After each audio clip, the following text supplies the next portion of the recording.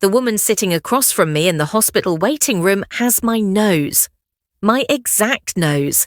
The same slight upturn at the tip, the same width across the bridge that never quite fit the trendy sunglasses in magazines. For 30 years, I've looked in the mirror and seen a feature I couldn't explain. My adoptive parents, Mom and Dad, the real ones, they're both button-nosed, sweet-faced people who look like they walked out of a Norman Rockwell painting. But this nose came from her. And right now, as she sits there with her bony hands folded in her lap, hospital bracelet dangling from her too thin wrist, IV bruises dotting her arms like a morbid connect-the-dots puzzle, she has the absolute audacity to look at me with tears in her eyes and whisper, "Please, Sarah, you're my only match. You're my only chance." I taste copper. I've been biting the inside of my cheek so hard I've drawn blood.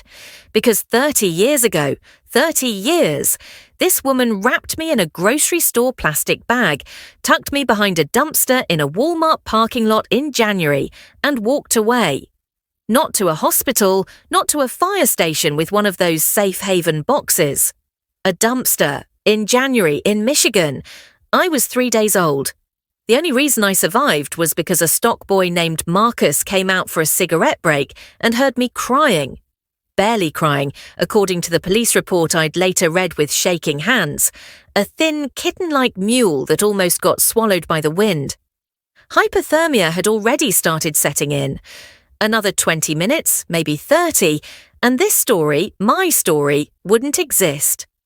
But here's the thing that's really twisting the knife right now. She didn't come back because she felt guilty. She didn't track me down to apologize, to explain, to ask forgiveness. She came back because her kidneys are failing. Stage 5 renal disease, on the transplant list for 2 years with no matches. And then, oh what luck, she got access to the adoption registry contact system, found out I'd opened my file at 18, stupid, curious, hopeful 18-year-old me, and suddenly she's very interested in the daughter she tried to erase. She's looking at me now like I'm her salvation, like I owe her. And I'm sitting here in this plastic chair that smells like industrial cleaner and desperation, thinking about justice, about karma, about whether mercy is always the right answer, or whether sometimes, just sometimes, the universe hands you a chance to close a circle that never should have been opened in the first place. Before I tell you what I did next, and trust me, you're going to have opinions, do me a favor.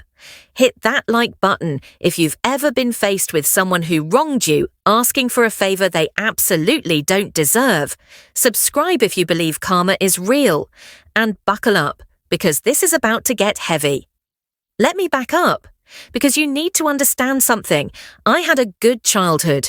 Not perfect. Whose is, but good, solid, full of Saturday morning pancakes and Mom, my real mom, Linda, braiding my hair for school, and Dad, my real dad, Tom, teaching me how to change a tyre in the driveway while classic rock played from the garage speaker. They told me I was adopted when I was 7. We were at the kitchen table, the old oak one with the wobbly leg that Dad kept saying he'd fix but never did. And Mom had made hot chocolate with the little marshmallows I loved. She held my hand, looked me straight in the eye and said, "Sarah, you grew in my heart instead of my belly, but you're ours. You've always been ours." I remember stirring my hot chocolate, watching the marshmallows melt into white swirls and asking, "So, I have another mum somewhere?" Dad cleared his throat. His eyes were red. "You had someone who gave birth to you," he said carefully. "But the moment we held you, you were 6 months old, this tiny little thing in a pink onesie, we knew you were meant to be ours." And here's the thing, I believed them. I didn't feel broken. I didn't feel unwanted. I felt chosen. They never hid the adoption. They never made it shameful. But they also didn't have many details to share. I was a safe haven baby, they said, left anonymously, no note, no explanation, no medical history. They didn't know about the dumpster. I didn't know about the dumpster until I was 18 and requested my full file from the state. I'll never forget the day that manila envelope arrived. I was home from my first semester of college, sprawled on my childhood bed with its faded purple comforter, thinking this would be some boring bureaucratic paperwork, maybe a hospital name, maybe a first name of a birth mother who'd been too young or too scared. What I got instead was a police report. Case number 04-6782, abandoned infant, endangered officers responded to Walmart parking lot, 4200 Industrial Parkway at approximately 6:47 a.m. on January 11th, 1994. Store employee Marcus Johnson reported hearing infant cries near the rear loading area. Infant, approximately 72 hours old, female, wrapped in plastic grocery bag and one receiving blanket, was located behind commercial dumpster, partially concealed by cardboard boxes. I read it 3 times. Then I ran to the bathroom and threw up. My mum, Linda, found me on the bathroom floor 20 minutes later, sobbing so hard I couldn't breathe. The police report clutched in my hand. She read it. Her face went white. Then she gathered me into her lap like I was 7 again and rocked me, whispering, "You're here, you survived, you're ours." But something cracked that day. Some innocuous adoption narrative I'd been telling myself. She was young, she was scared. She did her best, shattered into 1,000 jagged pieces. She didn't leave me. She tried to erase me. I spent my 20s working through that, therapy, journaling, long conversations with my parents, who felt horrible they hadn't known, hadn't been able to prepare me. I graduated college, got my nursing degree, built a life, fell in love, got my heart broken, fell in love again, moved to Chicago, got a cat named Marzipan, lived, and I made peace with it. Or I thought I had. I told myself, she was probably a kid herself, desperate, alone, maybe mentally ill, maybe in an abusive situation. I told myself that hating her was like hating a ghost, pointless, exhausting, a weight I didn't need to carry. So I let her go. I chose to let her go. And for 12 years, from 18 to 30, I didn't think about her. Not really. Not until the day I got a letter forwarded through the adoption registry's mutual consent contact system. It came on a Tuesday. I remember because Tuesdays are my long shift days at the hospital. I'm a cardiac ICU nurse, and I'd come home at 7 p.m., feet aching, scrubs smelling like antiseptic and defeat. We'd lost a patient that day, a sweet grandpa who coded during a routine procedure. The envelope was thin, official-looking, from the Michigan Adoption Registry. My heart started hammering before I even opened it. Inside was a single-page letter, handwritten on notebook paper, the kind with the frayed edge where it's been torn out of a spiral. The handwriting was shaky, cramped. It said, "Dear Sarah, my name is Angela Pritchard. I'm your biological mother. I don't know if you'll even read this. I don't know if I deserve for you to read this. But I'm asking you to please contact me. I'm very sick. I have kidney disease and I'm on dialysis 3 times a week, and the doctors say I need a transplant or I won't make it another year. I know I have no right to ask you for anything. I know what I did was unforgivable, but you're my daughter. You're my blood. And the doctors say you might be a match. Please, I'm begging you. I just want a chance to meet you, to explain, to ask your forgiveness. I'm so sorry. Angela." At the bottom was a phone number. I stood in my kitchen under the flickering light fixture I kept meaning to replace and read that letter 5 times. And with every read, the rage built. Not the hot, explosive kind, the cold kind. The kind that calcifies in your chest like a stone. You're my blood. I'm begging you. I just want a chance. She wanted a chance. I didn't get a chance. I got a dumpster and a grocery bag and frostbite on my tiny fingers that left faint scars I still have today. Little white lines on my thumbs that I trace when I'm anxious. She wanted to explain. What explanation exists for leaving a baby in the cold to die? But here's the thing about being a nurse. You see suffering every single day. You see people at their absolute worst. physically, emotionally, spiritually. You see them beg, you see them bargain with God, and you develop this reflex, this professional compassion, this ability to separate the person from their suffering and just see a human in pain. So even as I stood there shaking with rage, some small, stupid part of me whispered, "She's dying. She's alone. Maybe she's changed." I didn't call her that night, or the next. But 3 days later, after another brutal shift and 2 glasses of wine, I picked up my phone and dialed the number. She answered on the second ring. "Hello." Her voice was raspy, tired, old-sounding, though I'd done the math. She was only 47. "This is Sarah," I said. Silence. Then, oh my God, you called. Thank you so much for—" "I'm not promising anything," I interrupted. My voice sounded robotic, clinical. "I'm calling because, I don't know, because I'm a nurse and you're sick and I'm apparently too stupid to just delete your letter." She made a sound, half laugh, half sob. "Can we meet?" she asked. "Please, just coffee, just once. I need to see you. I need to tell you—" "Fine," I said. "Saturday, 2 p.m.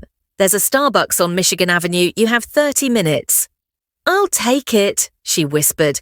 Thank you, Sarah." I hung up before she could say anything else, and then I sat on my couch, marzipan purring in my lap, and wondered what the hell I'd just agreed to. She was already there when I arrived. Sitting in the corner, at a table near the window, hunched over a cup of coffee she wasn't drinking.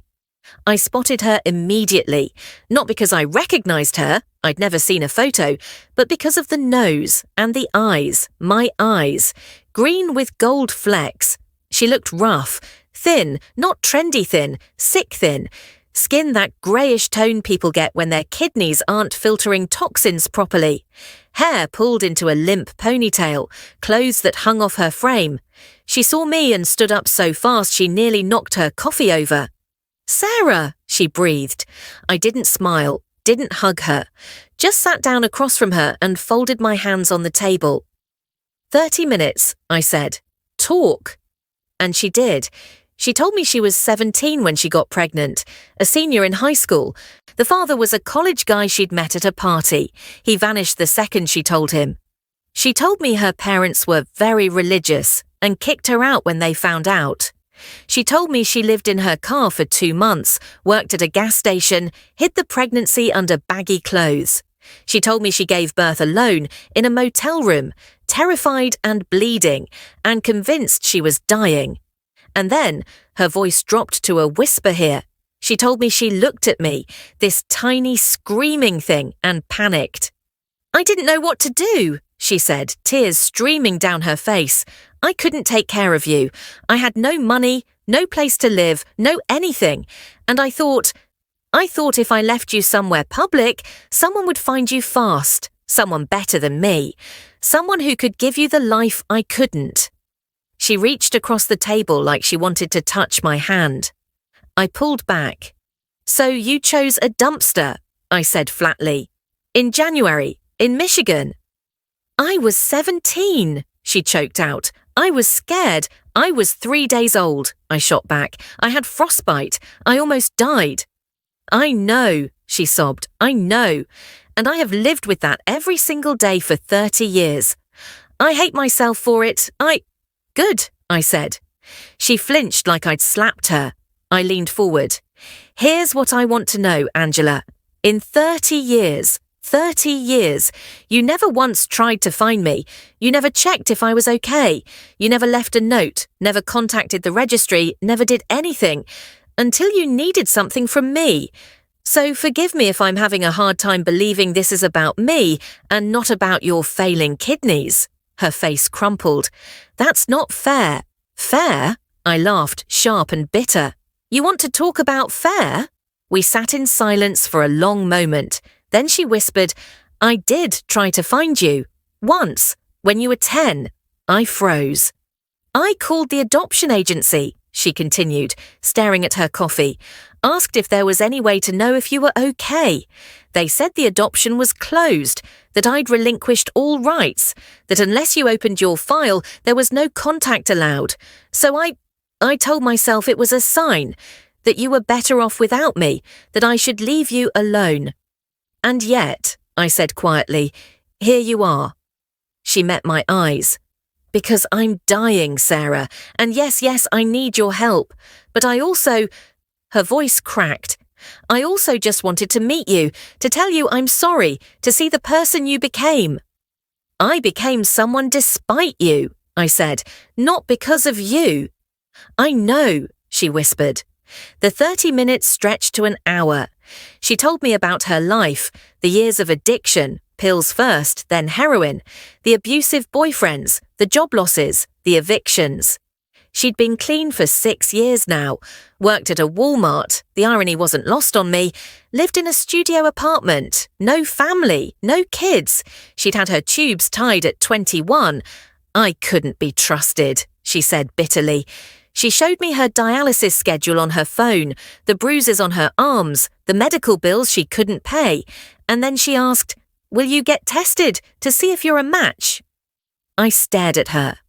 Every instinct I had as a nurse, as a person who'd taken an oath to help people, screamed yes. But every instinct I had as the baby in the dumpster screamed no. I need to think about it, I finally said. She nodded quickly.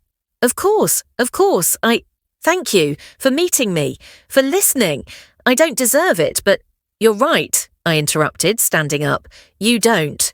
And I walked out. I got tested. I told myself it was just for information, just to know, that knowing didn't obligate me to anything. But deep down, I already knew what the results would say. Call it instinct, call it dread. 2 weeks later, my doctor called. Sarah, your results came back. You're a match. Actually, you're a nearly perfect match. 6 out of 6 antigens. The transplant team says it's rare to see compatibility this strong outside of siblings. I thanked her, hung up, and sat on my couch, staring at the wall for 2 hours. A match, perfect match. My kidney could save her life. The surgery wasn't without risks, infection, bleeding, complications from anesthesia, but statistically, kidney donors live normal, healthy lives. I'd still have one functioning kidney. I'd be fine. She'd get to live, and all I had to do was say yes. I called my mum that night. Honey, Linda said gently, after I'd explained everything, this has to be your choice, not mine, not your dad's, yours. But what would you do? I pressed. Then, honestly, I don't know, because you're asking me to put myself in a situation I can't imagine. You're asking me what I'd do if the person who almost killed my daughter needed my daughter to save her. And sweetheart, I don't have an answer that doesn't make me sound like a terrible person. I started crying. I keep thinking about her alone in that dialysis chair, I choked out, 3 times a week, slowly dying, and I think, I hate her, Mom. I hate her. But I don't want to be the person who could have saved someone and didn't. Then you already know what you're going to do, Mum said softly. I called Angela the next morning. I'm a match, I said. She gasped. I'll do it, I continued. I'll donate, but I have conditions. Anything, she said immediately. Anything. 1. This is a medical transaction, not a relationship. I'm doing this because I'm a nurse and I took an oath and I can't live with myself if I don't. But after the surgery, we're done. No calls, no letters, no contact. Okay, she whispered. 2. You're going to write a letter to my parents, my real parents, thanking them for saving the life you tried to throw away. And you're going to mean it. Her voice cracked. I will. 3. I took a deep breath. You're going to get counselling, real counselling, for as long as you live. Because if I'm giving you more life, you're going to actually live it, not waste it. Do you understand? Yes, she sobbed. Yes, thank you, Sarah. I hung up. The surgery was scheduled for 6 weeks later. Here's where the story takes a turn. Because 3 weeks before the surgery, I got a call from the transplant coordinator, a woman named Denise I'd been working with through the process. "Sarah, hi. Listen, I need to ask you something, and I need you to be completely honest with me." My stomach dropped. "Okay." "Have you felt any pressure from Angela to go through with this donation? Any sense of obligation, guilt, coercion?" I frowned. "No, I mean, it's complicated, but no one's pressuring me." "And you're certain you want to proceed?" "Yes," I said, though my voice wavered. "Why? What's going on?" Denise sighed. "Angela's social worker flagged something in her psychological eval. Look, I'm not supposed to share specifics, but I think you should know. Angela told the psych evaluator that she's been in contact with you for over a year, that you two have built a relationship, that you asked to be tested because you wanted to help your mum." My blood went cold. "That's a lie. I met her once, 6 weeks ago, for an hour." "I know," Denise said quietly. "I pulled the registry records. You only opened contact 2 months ago. Sarah, I think she's manipulating the narrative to make herself look better, to make this seem more legitimate, less transactional." I couldn't breathe. "There's more," Denise continued. "Her medical records show she was non-compliant with her treatment for years, missed dialysis appointments, continued using recreational drugs until 18 months ago. Her kidney failure isn't just bad luck, it's partially self-inflicted. And now she's rewriting history to paint herself as a reformed mother, reconnecting with her grateful daughter." The rage came back, not cold this time, volcanic. "What are you saying?" I asked. "I'm saying you have every right to withdraw. The transplant team will support you, no questions asked." I didn't call Angela. I showed up at her apartment. She answered the door in a bathrobe, looking surprised and delighted. "Sarah, I didn't know you were coming. Come in, I pushed past her into the cramped studio. "Tell me about the psychological evaluation," I said. Her face went pale. "What do you—" "The one where you lied about our relationship, where you told them we've been in contact for over a year, that I wanted to donate because we're so close." She opened her mouth, closed it. "I can explain—" "Explain," I laughed, sharp and humorless. "Explain how you lied to medical professionals, how you manipulated the system, how you're still, even now, lying." "I just wanted them to approve the transplant," she said desperately. "They kept asking questions, and I thought if it seemed like we had a relationship, they wouldn't think I was taking advantage of you." "You are taking advantage of me," I shouted. She flinched. "I'm dying," she whispered. "You're dying because you didn't take care of yourself," I shot back. "You missed dialysis. You kept using. You made your own choices. And now you want me, the baby you left in a dumpster, to save you from the consequences." Tears streamed down her face. "Please," she begged. "Please don't do this. I need you. You're all I have. I'm not yours," I said coldly. "I was never yours. You made sure of that 30 years ago." I walked to the door, stopped, turned back. "For what it's worth," I said quietly, "I was going to do it. I was going to give you my kidney, because I'm a good person, because I was raised by good people who taught me compassion and mercy. But you couldn't even let me do that with integrity. You had to lie. You had to manipulate. You couldn't just accept an act of grace. You had to steal it." "Sarah, I'm withdrawing from the donation," I said. "Not because I want you to die, but because you need to learn that actions have consequences, that people aren't obligated to save you just because you're in pain, that sometimes, the universe gives you exactly what you earned." Her face went white. "You can't," she whispered. "You can't. I'll die." "Then you'll die knowing you had a chance," I said, "and you lied your way out of it." I opened the door. "Maybe someone else on the transplant list will be a match," I added. "Someone who actually wants to be found, someone whose mother didn't throw them away. Good luck, Angela." And I walked out. She called 47 times that night, texted 83 messages. I blocked her number. She tried to email. I blocked that too. She contacted the transplant center. They told her the donation was voluntary and I had every right to withdraw. She tried to contact my parents, got their number from somewhere, I still don't know how. My dad answered, listened to her sob story, and very calmly said, "Mom, you left our daughter in the cold to die. The fact that she even considered helping you is a testament to her character, not yours. Lose this number." And hung up. The guilt came in waves. I'd wake up at 3 a.m. thinking, what if she dies? What if I could have saved her and I didn't? But then I'd remember the lies, the manipulation, the fact that even in her lowest moment, facing death, she couldn't be honest. And I'd think, she didn't want my kidney. She wanted absolution. She wanted me to erase what she did, to make it okay. And I don't owe her that. 6 months later, I got a call from Denise.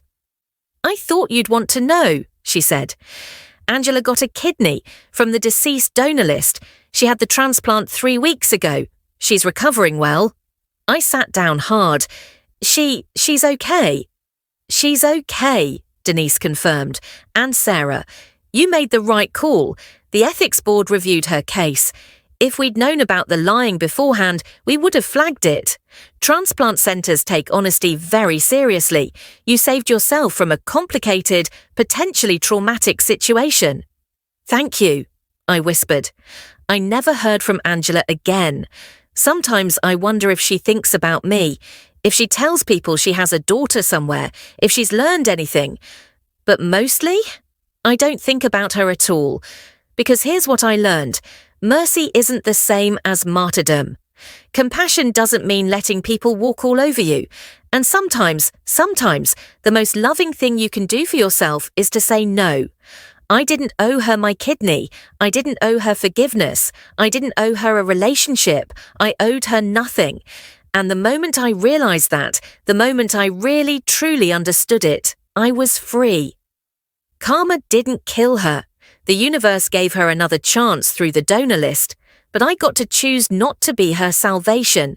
Not because I'm cruel, but because I deserve to protect the peace I built from the ashes she left me in. And you know what? That's not revenge. That's just justice. So, what do you think? Was I wrong? Was I right? Would you have donated? Drop your thoughts in the comments. I genuinely want to know. If this story hit you in the gut, smash that like button. If you want more stories about people who refused to be doormats and chose themselves, hit subscribe. And remember, you don't owe anyone a piece of yourself, especially not someone who already threw you away once. I'll see you in the next one.